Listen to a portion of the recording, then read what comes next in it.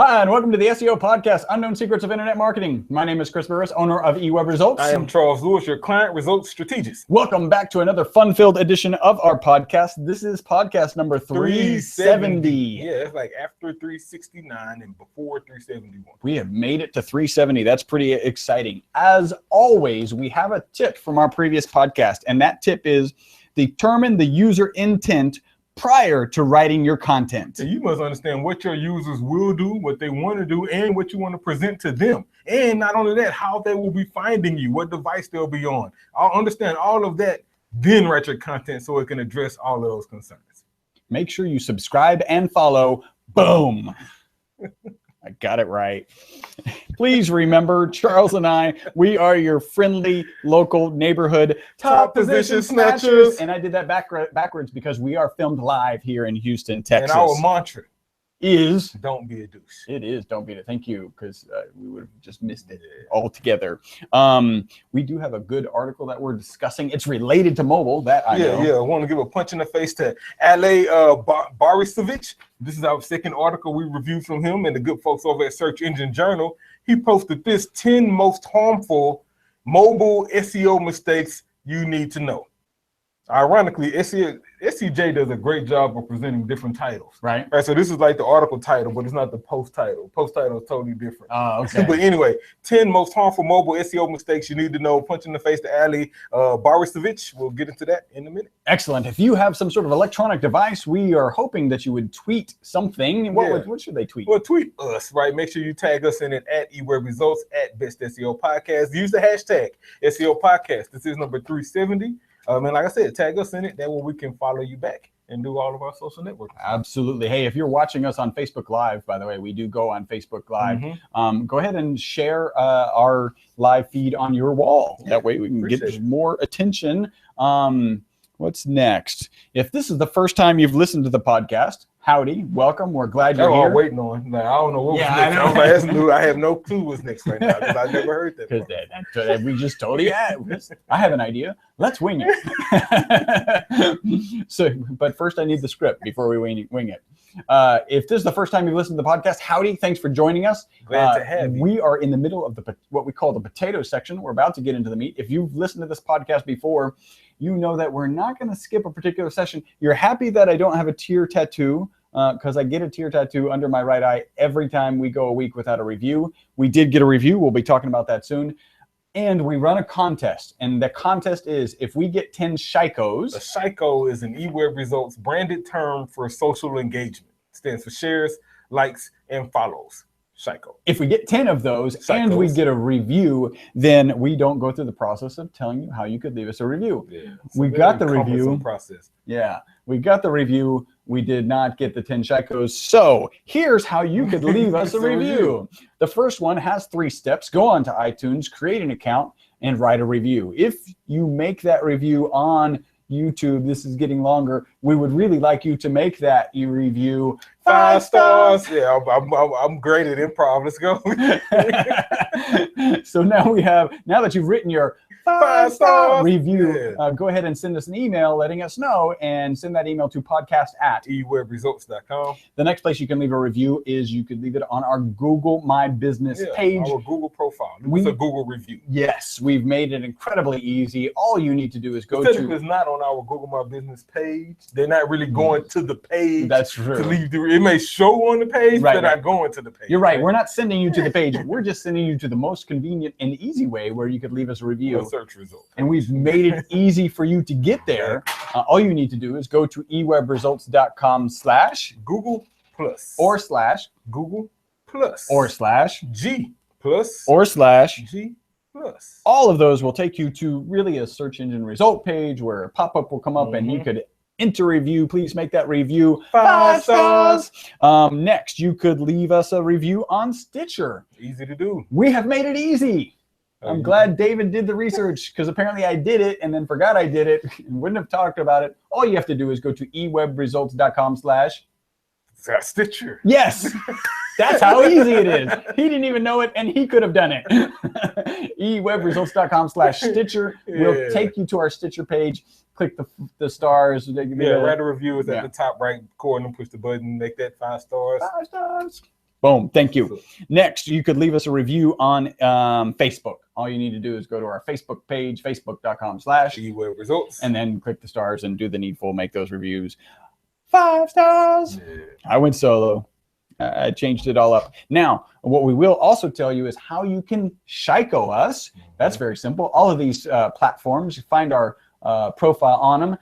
Facebook.com/ eWebResults, Twitter.com/ eWebResults, Instagram.com/ eWebResults, YouTube.com/ eWebResults, LinkedIn.com/ company/ eWebResults. All of those take you to our profiles on those platforms, and please connect with us, Shiko us. If you are a WordPress guru or a PHP genius, we're probably looking for you. Please call us and leave an audio resume, 713-510-7846. If you would like a free comprehensive website profit analysis, go ahead and go to ewebresults.com and click the green button. We will, the next step after you click the green button is actually to schedule a call. That first call, and getting that profit analysis. We really want to have a conversation with you and make sure that we're going down the right path for your website profit analysis. You'll schedule that call. It's about 10 to 15 minutes. Take advantage. Yes. Actually, I think the review from last week was talking about that how good that analysis is. Do we have any AlgoCat? No AlgoCat. There is no AlgoCat. So let's see what we want to get into. Do we want to? Oh, I had a question here. Let's look at this question. Oh, actually, it's a good one, and it's advice. All right, Dan Albert. He wrote us and he said, "Fellas, I was catching up on the podcast today, episode 366. Okay, not that far back. Whoever was in the studio shooting pictures, I could hear the camera beep every time it focused, and it was making me insane. Other than that, 5 stars. Thanks for," because he did give us 5 stars. "Thanks for a great show. I'm an experienced professional, but am using my GI Bill to add an MS in Internet Marketing from Full Sail University. For, there's a typo there.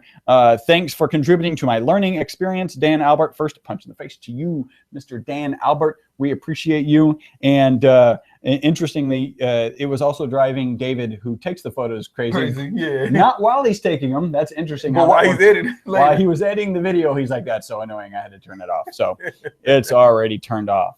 That's good. I got a little bit of news. I got news too. I thought you said that was a question. That was more of a statement. Yeah. So I got news too. Yep. Go ahead. You go first. All right. So have you heard of Juicero? So Juicero. Hold on. I'm pretty good at this. No, but it sounds like it's probably some juicing. It is. It's a juice. Well, they're not a juicing company. So what they've done is they've sold a device that you stick on your counter, and then you put in like a juice patch, and it pours the juice out. Right. Put in a juice. Yeah. So kind of like a Keurig thing or whatever.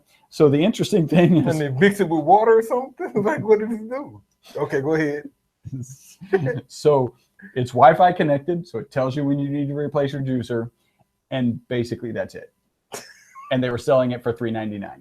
Oh, so I still need to supply my own juice.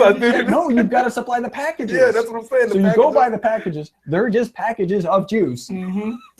And then you use this thing to, like, it doesn't even squeeze them. It just opens and the pours juice it. Puts a hole in it and it drains. $3.99. Hey. So they're actually refunding money, which is kind of impressive. But you give them away, give them away, and then sell the juice. That's just crazy. New credit cards are coming out with a fingerprint sensor. That's kind of cool. Yeah. I think that's cool. And then there's a company called Plastic that goes bankrupt before delivering anything. So they are raising money. I think it was like on a Kickstarter or something. Basically, the concept was a plastic card that would have a switch on it, so that one plastic card could have multiple cards on it, right? So you could switch between your Visa, your MasterCard, your debit card, whatever. Great concept. Multiple chips in the card. Whole lot of people bought it, like millions of dollars worth, and they didn't deliver one, and they declared bankruptcy. Wow. That could be like on Wet News, actually. So, and that's all the news I got. You got some? I got a couple pieces of news. Let's talk Google. All right. So Google is launching a new job search service called Google Hire. Okay. Heard of that? Not surprising. Yeah, exactly right. So when you look at Indeed and all the other things out there, it makes sense for them to get into that market. They say multiple sources claim that Google Hire will be a recruitment tool which allows employers to manage job apps. Employers will be able to place ads for job listings, which job seekers will then be able to apply for using those Google accounts. That's what's up, Google. I ain't really mad at you about that. They expand more and more and get into more and more things. So getting into the employment and job hiring. It is what it is. Yep. Dig this though. Talk Google My Business. GMB now reports on returning customers. Thought this was pretty cool. Okay. We were sending people to GMB search result page for our reviews, right? But understand how many people search GMB, that listing comes up and you tap directions, right? Then Google effectively knows that I am on my way to this location, especially if I hit done, right? Now, what if this is a place I've been to before? Then you're a repeat customer. So Google My Business now doesn't know how to drive across town, or wants traffic information. Exactly. Or coming from a different place. Houston, I'm coming from the northwest side now.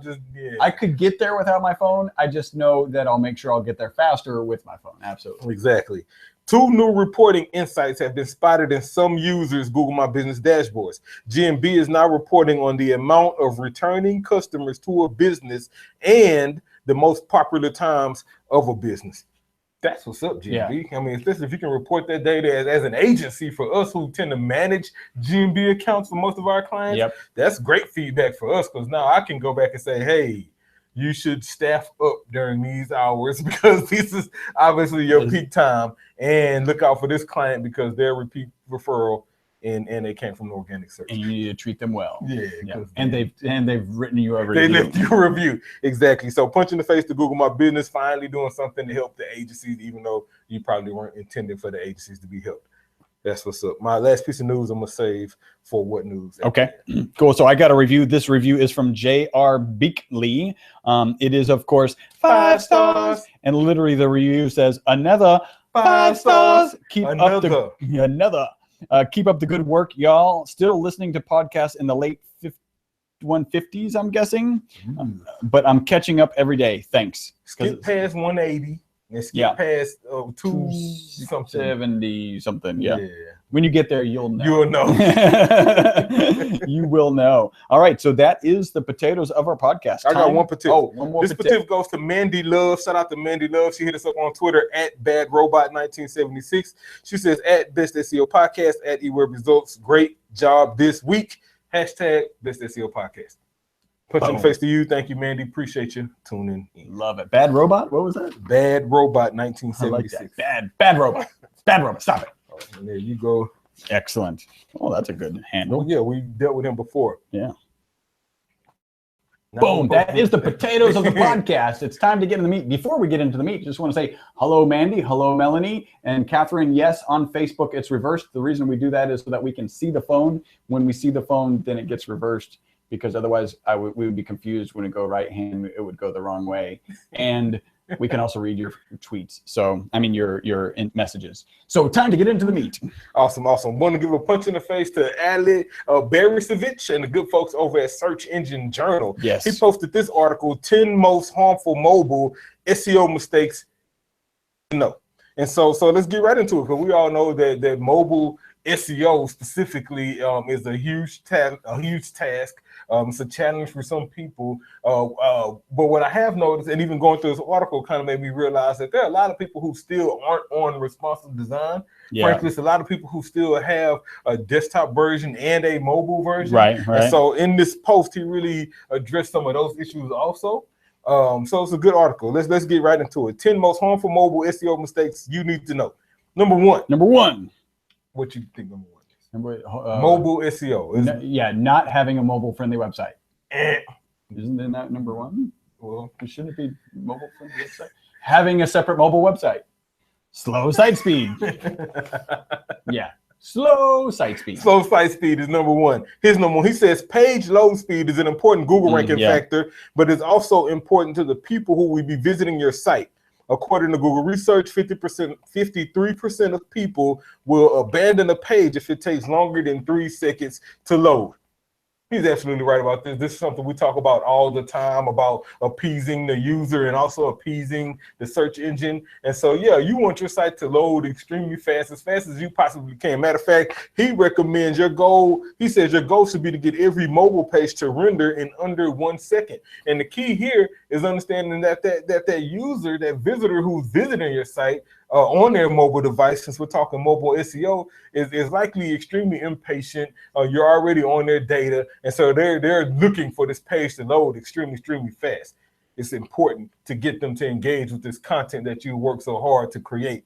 Now, also for the Google user, like Google itself, and not just Google, but Google Bot, Bing Bot, and all of the other bots out there, we need them to also experience a really, really fast site. We need it to load quickly. We need the browser to understand that this site loaded quickly. So that way, your rankings will have a chance of improving, and you overall give a better experience to the user and to Google. Improve your site speed. Make sure it's fast. Now, how do you do that? He got a couple tips here. Number one, he says minimize requests and redirects. Yeah, we got a redirect issue we need to look at right now.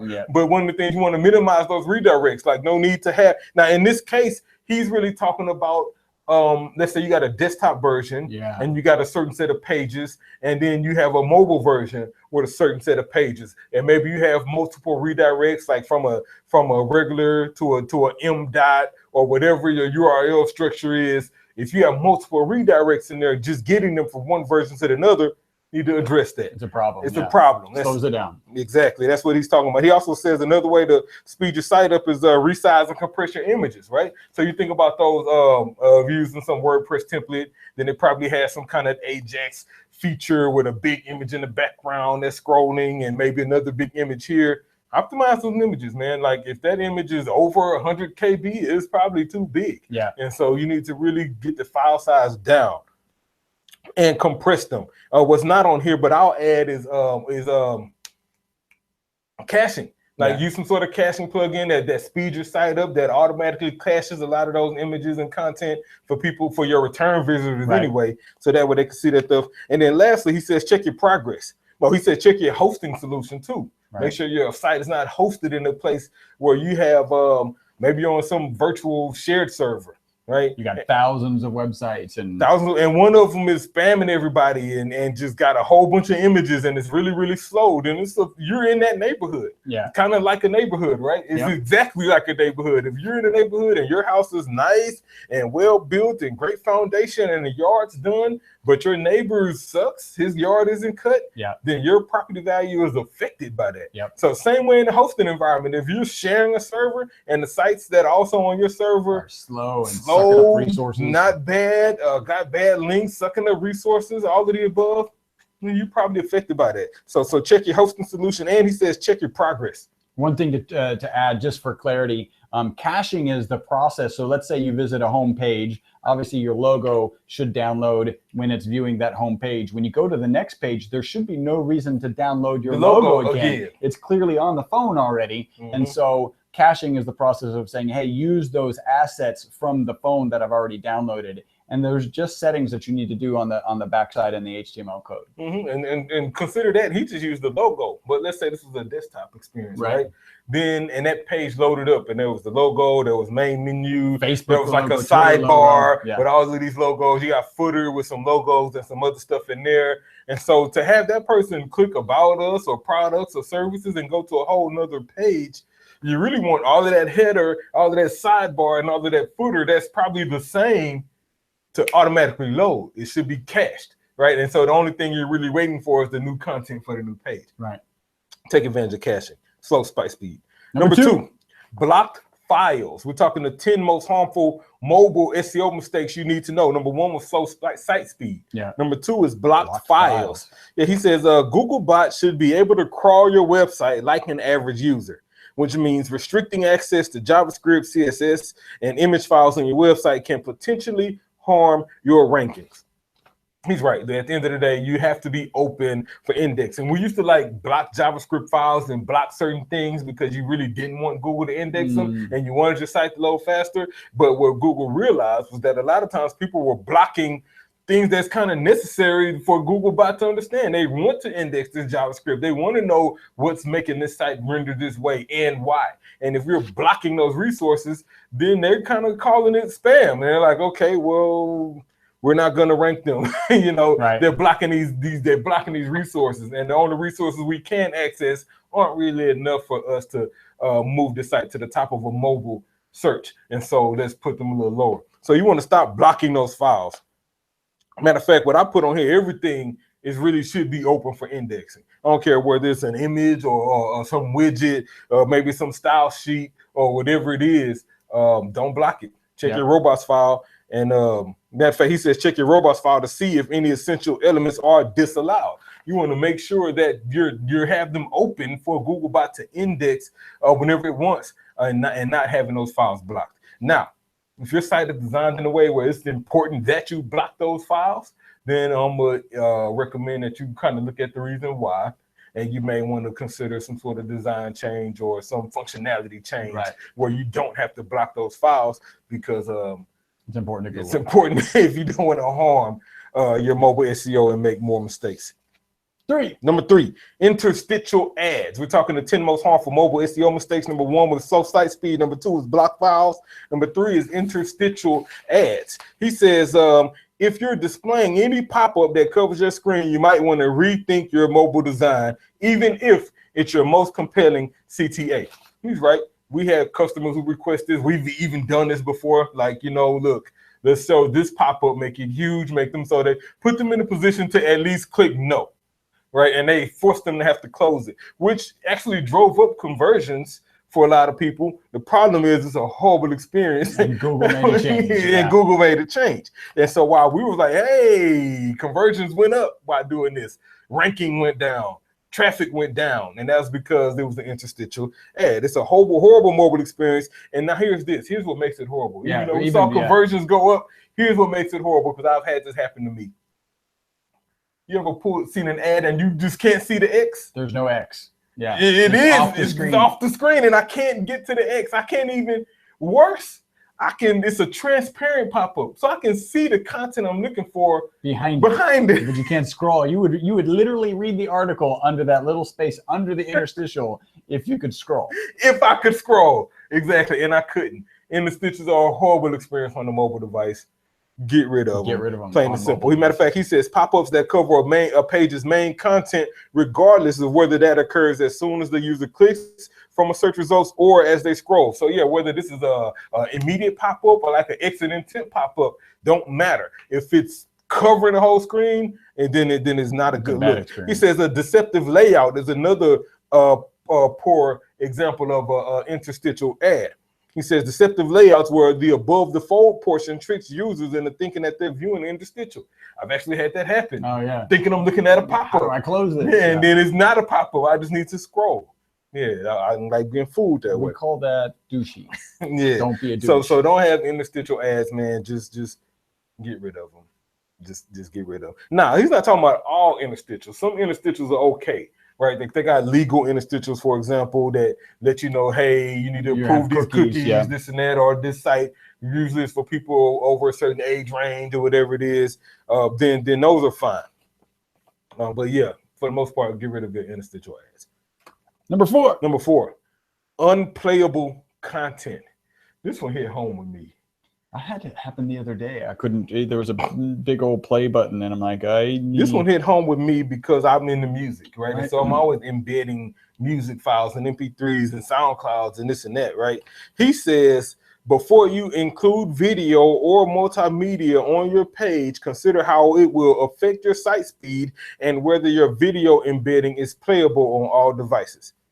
So usually these days, that's not much of a problem, because really the only things being embedded are like YouTube videos, or in our case, YouTube, SoundCloud, things like that. And all of those work on HTML5, so they're pretty good. Right. However, have you ever heard of a site called, you probably haven't, I'm asking anyway, datpiff.com? I have not. Punch in the face to datpiff.com. Y'all need to upgrade y'all site. Holler at me or help y'all with that. Anyway, datpiff.com is the leader in free mixtapes. So if you're looking for a hip hop mixtape, you want to go download it, you go to datpiff.com. Right. Right. So one of my artists, JT, we released his new mixtape. Right. I uploaded it to my datpiff.com account, got the embed feature so I can feature it on our site, embedded it in our site, and their embed feature is Flash. And so, so it looked good right then because I got Flash on my laptop. I could see it. It was fine. As soon as I got to work and try to look at it, it was like, hey, you can't see this. I put it on my phone. It was like, hey, you can't see this. What made it even worse on my phone? Now, it was a combination of 4 and 3 because the pop-up, I'm sorry. Telling you that the embed had an interstitial ad in it. Oh, geez. And so when I'm looking at it on my phone, I can't see the play button, I can't see the music. Only thing I can see is the ad. And the message that I can't see behind the ad was saying you need Flash. And I was like, so it had a non-Flash ad on top of the Flash component. That's awesome. Kicking the shins to use that piff. Come on, man. With all the kind of traffic and all the downloads and everything y'all getting, y'all need to be responsive and mobile friendly.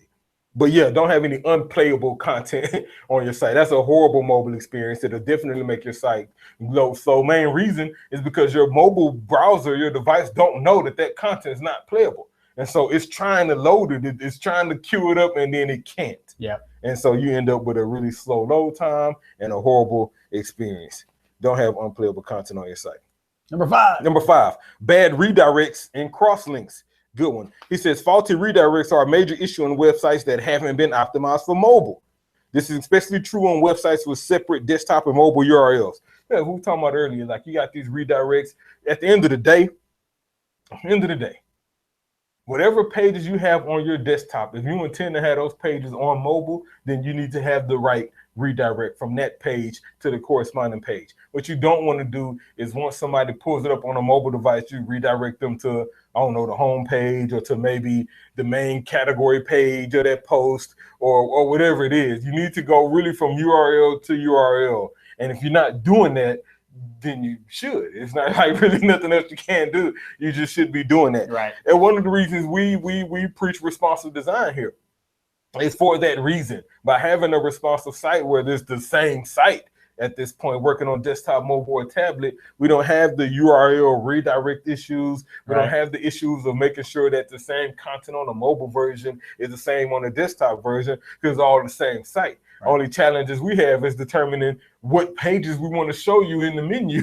Because of mobile, we may not want to show you the entire menu. Yeah. We may only want to show you the important pages that need you to convert. Right. And so I would, if you're dealing with bad redirects and cross-linking issue, which I've seen that cross-linking issue also, you're just trying to work too fast and you got a mobile version and a desktop version, and on your desktop version, you link to the wrong version. Yep.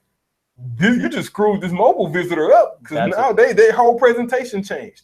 All right. So bad redirects and crosslinks are a horrible mobile experience, and they are definitely a mobile SEO mistake. Absolutely. I would encourage you to investigate some responsive design. Feel free to hit us up if you got any questions. We can help you with that responsive design. Number 6. Mobile only 404s. Right? 404s are errors. He says, users on desktop and mobile versions of your website should be able to access the same content. What we're just kind of talking about. Right. But when you have a mobile 404, that means that this page is literally not available on your mobile device, but this page is available on your desktop. Yeah. That's a challenge. That's a challenge, especially when Google has both versions of your site indexed. Right. So if this page here that gets a lot of traffic on your desktop devices and Google has it ranked, and then somebody does a similar search, maybe they even visited your site before. Right, this is more of a reason for Google to want to show them that result. But this time they're searching on their mobile device, and Google shows them the result because the page is in their index, but it's a 404. They bounce. They get a horrible more. Now they're confused. Like, I've seen this page before. Yeah. So don't have any mobile only 404s. Again, this is one of those responsive issues that would be addressed if you were using one site for both types of presentation, desktop and mobile. Yeah, I'm gonna push you to go responsive. Number 7. He says no rich snippets. Right, we're talking the 10 most harmful mobile SEO mistakes that you need to know. He says number 7 is no rich snippets. He says Google is always heading in the direction of rich, accurate, and instant answers to queries. Using schema.org to provide those answers will give you a leg up in the mobile search results. Yep. Duh. Right, like we've been screaming schema and structured data markup for a long time, and we do a lot of focus on local, right? So it's name, address, phone, right? You want to make sure your NAP is marked up with the right schema, right? But he's right. Google is always trying to display information quickly and fast, and so the user can get this information as fast as possible. That's why we have, rich media and knowledge graphs and knowledge cards and things like that. And Google is pulling that information generally from the use of rich snippets. Right. And so you want to mark up everything, not only your name, address, and phone, but you're a restaurant, mark up your menu. Right? Maybe you got some third-party reviews that's not on Yelp and they're not on Google, but they emailed you a testimonial or something. Mark that up as a review. Yep. Like you can mark up everything that Schema has allowed you to mark up. Take the time and do it. You may want to invest in a coder, a programmer, somebody to actually do it for you. But it's that important. Take advantage. Use rich snippets. Schema it. Scheme it.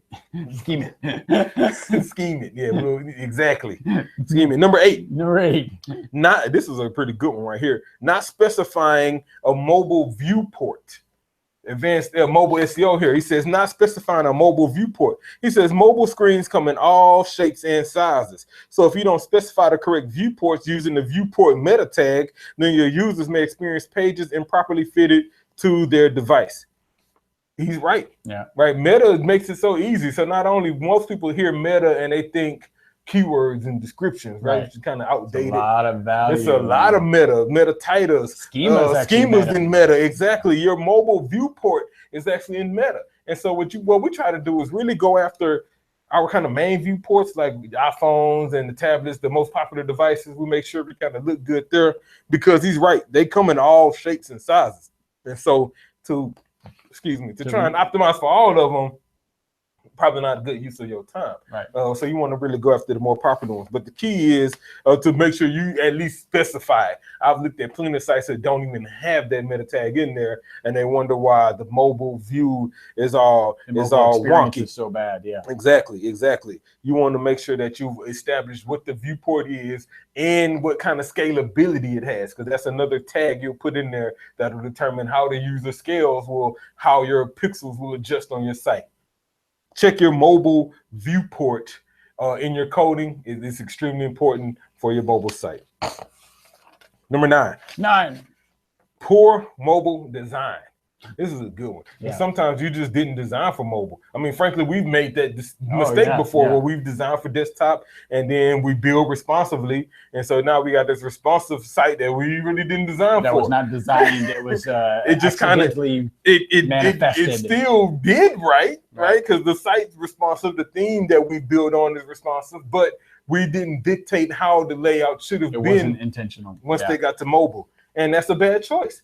Usually, if you do stuff right, you'll kind of let that fly. It may be okay, but in certain instances, depending on what you do, exactly, or bulk of your clients are mobile, then you should spend some time designing specifically for them, right? Our process is first design for workstation, get that done, and then as we're building that out, also work up mock-ups for the mobile version.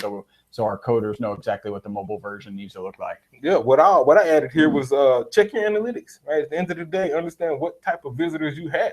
I know we're talking, 10 most harmful mobile SEO mistakes, but truthfully, if less than, if bulk of your visits are desktop, then your mobile design probably isn't as important as your desktop design. You want to make sure that your site is catering to who your visitors are. Yep. Now, if you got a kind of 50-50 situation, 60, even 70-30 is enough to warrant a custom mobile design. Absolutely. So just kind of understand what type of traffic you get, where they come from, and how your site looks mobilely, then make some adjustments.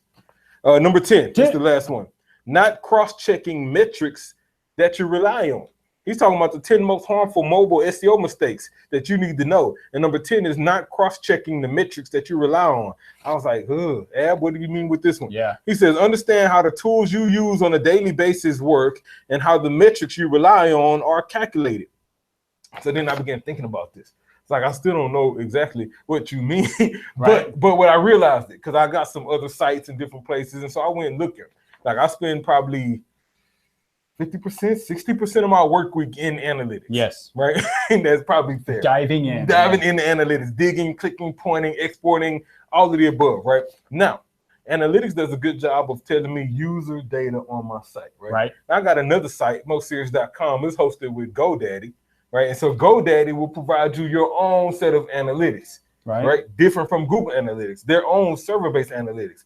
And when you look at the GoDaddy analytics, I was like, oh, crap. I'm getting a whole bunch of visits, right? It was amazing the peak and all of the traffic the site was getting. Then I was like, yeah, but my conversions don't scream the same. Would have to stuck. Yeah. And so then I go and looked at analytics. Analytics was reporting about only 15% of all of the visits that GoDaddy was reporting. So why is GoDaddy reporting 10,000 views and Google reporting 1,500 views? That's what he's talking about when he says not cross-checking your metrics. And so I had to go back and look at it from a mobile perspective and figure out what's the difference. Well, the difference was my analytics is set to filter out bots. GoDaddy ain't filtering nothing. Yeah. All bots, all visits, any kind of traffic that hits the site, they're counting it. Well, Google was like, well, that was spam, that was a bot, that was a ghost. Yeah. So we ain't gonna count them. You really had 1,500 real people hit your site. And so when there's another thing that can cause that. You used to use Webalizer. It's probably available on GoDaddy. GoDaddy may even be driven by some of that. They'll count every hit. So repeat visits, return. So each page has 5 images. That's 5 visits. Some of them will do that, right? So that can certainly skew that. And the numbers you're talking about. They'll do that, and then they'll also count page views, right? So analytics account this is one session, even though this one session may have 10 page views, right? Because it's one person, but I refreshed this page 10 times, or I looked at 10 different pages, so they count that as 10 different sessions, even though it's one.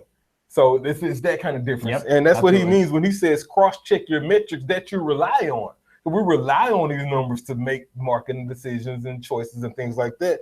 And he's just really encouraging us to compare data, right? Because there should be some synergy, like Google Analytics and GoDaddy did report which pages had the most visits. They were actually consistent there, right? Which album that was posted was getting the most activity. They were consistent there also, right? And so you want to cross-check all these metrics, see what's what, who's not necessarily who's right or wrong, but it's just understanding what they're looking for and how they're presenting it. And then that way you can make the right decision and not another mobile SEO mistake. So, man, that's it. Punch in the face to you. Ali Barisovich, the 10 most harmful mobile SEO mistakes you need to know. Slow site speed, block files, interstitial ads, unplayable content, bad redirects was number 5. Number 6 was mobile only 404s.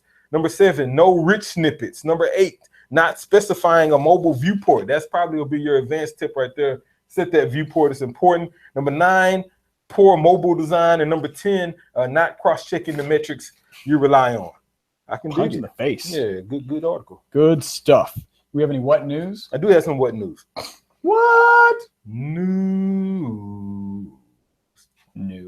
Yeah. So we need to get our social media following up, man, so we can do like what Kendall Jenner and the other celebs are doing on social media and get paid for it, to the point where the FTC will have to get involved. Yeah. FTC said, man, hold on, y'all fooling way too many people. Come on, Kim Kardashian, we know you got paid to post that picture of the tea. We just need you to, since it didn't go through, the ad platform process or whatever, right? So we don't know as a follower if that's really an ad, right? But you got paid for it. That's an ad. That's an ad. Yeah. And so we need you to tell people it's an ad. Exactly. Yeah. And so what they did was FTC is telling paid influencers to disclose when their Instagram posts are ads. Can you guess how they have to do that? This is an ad? Nope. I don't know. Hashtag ads. Oh, nice and simple. Yeah, nice and simple. Yeah. Hashtag ad right to the end of that post, and then everyone knows it's an ad. Now dig this. Last year, how much do you think Kendall Jenner maxed on an Instagram post? So she had to post it across all her platforms. How much did she get paid per post? No, she with one campaign to post this across all her platforms. To post one thing on all of her platforms. I don't know. It depends on how many followers she has. She got millions, tens of millions. So, man, it should be worth thousands, I would think. How about 125,000? 125,000. Wow. For an Instagram post. Wow. And it's probably worth it. It's probably worth it. Man. Punch in the face to you. Punch in the face to you. Like, and punch in the face to the FTC trying to figure out how they can tax this. As my kind of logic comes in, like they had to know well, that. they're just going to keep them on above board, right? They're ads, right? There were old days when you could promote stuff, right? And if you never used the glasses that you were promoting, then you have to disclose that it's an ad, right? Mm-hmm. That kind of thing. So yeah, keeping on board with that. All right. Oh, we've got some more stuff too. So that's good. Well, yeah, we would like to be charging $125,000 per post. If anybody's interested, we'd be happy to post anything. Yeah, for I don't have 10 million followers, but I can do it as much as I possibly can. Yeah, we can schedule it. All right. So if you like this podcast, we're going to ask you to do one simple thing, which is really 3 times. Okay. And that's share this podcast with 3 different people. Yeah, if you're listening to this on Stitcher or maybe on your device, you're like in transit somewhere, like a lot of our users are, a lot of our listeners are, and go ahead and share it, tag it with 3 people who you know are business owners who could benefit from this. Maybe you're watching our Facebook Live, and you know some business owners who got about 40 minutes to sit back and learn something. Share it with them, tag them in it. We sure appreciate it. Much appreciated. Hey, if you're looking to grow your business with the largest, simplest marketing tool on the planet, the internet, go ahead and call eWeb Results for increased revenue in your business. Our phone number is 713-592-6724. We have a program called Instant Leads. Leads. Guaranteed. What this is an AdWords campaign driving traffic to a highly optimized for conversion landing page and generating instant leads. Yep. Leads. Guaranteed. It's pretty simple. If you have a referral for us, we have a program for you. What that means is somebody who's interested in maybe a responsive website, or some email marketing, or some social media marketing, or some pay-per-click management, maybe some search engine optimization, maybe instant leads, leads, guaranteed. Hit us up. What happens if they pay us? We pay you. So we have that referral program in place. If you're in Houston and you're interested in networking for your business, make sure you join us at upsocialnetwork.com. We are sending all of our customers there because of the value you get out of that. Take advantage. Like just take advantage.